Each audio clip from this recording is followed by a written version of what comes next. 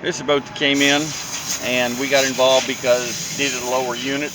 It'd been trying to get a lower unit put on it for I don't know how long now, I think a year or so, and wasn't able to find a used one.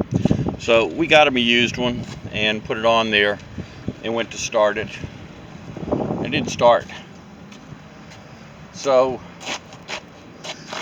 this fuel pump was bad. It wasn't pumping. It was clogged up. That's what came out of his VST tank.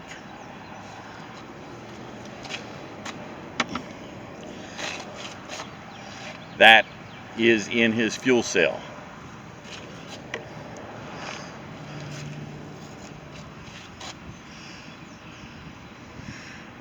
That's closer to what it should look like, and that's where we flushed it. He had some fuel line leaks. We changed the fuel water separator. His prop hub was cracked. That was a fuel pump. So right now we've got a